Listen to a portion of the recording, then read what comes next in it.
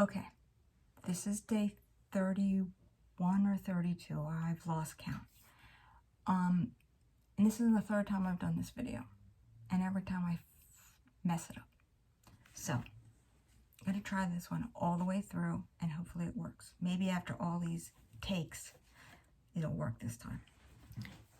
I take my fabric, I cut it 18 by either 6 or 7. I say if it's a frilly fabric, you know, real girly, I would go with 6. It fits me better, but everybody's different. So 6 to 7, if you want to make sure it covers everyone, go to 7. So it's 18 inches by 7 or 6.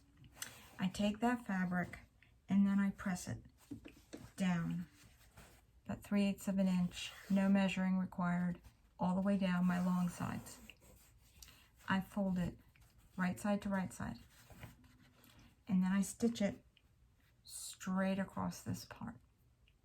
Then I take it and I flip it inside out, and I put that seam that I just made across the back. You can see it better here. That's my seam.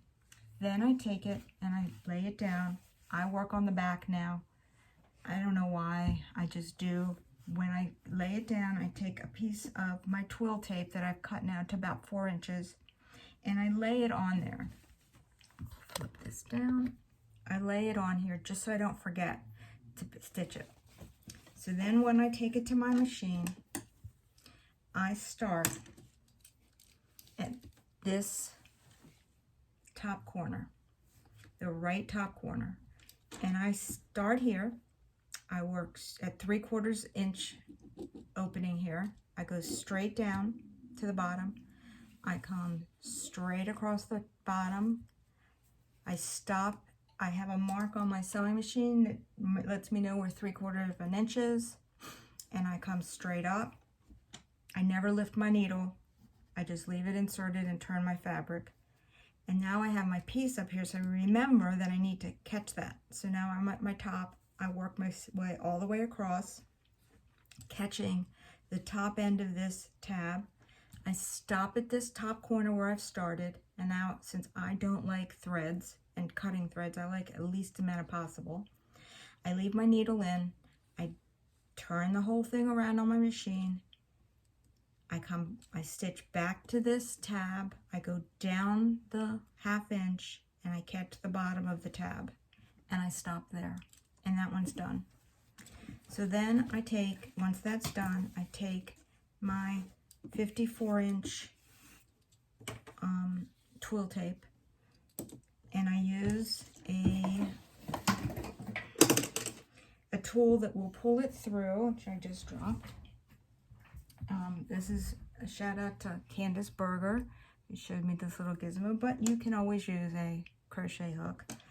And I put it through, I hook my piece of fabric on there, and I pull it through, I come across the bottom, and then I go back up the other side.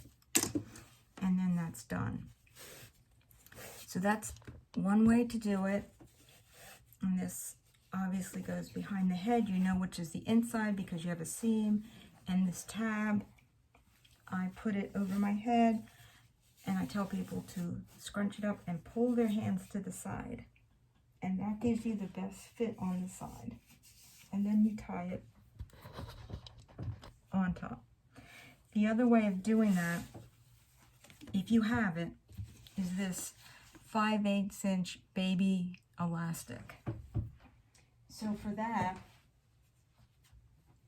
I take the same thing, make it exactly the same. Only this time, when they put them on, I used to sew these ends, but I don't anymore, because now when they put them on, they can do the same thing, tie it once, and once it's tied, they don't have to untie it, so they can just take it on, take it off. I sure hope this helps. I sure hope this is the last one I do. Thanks, guys. Thanks for all your hard work. Thanks for supporting this great movement that we've put together. And I hope to see you on the other side.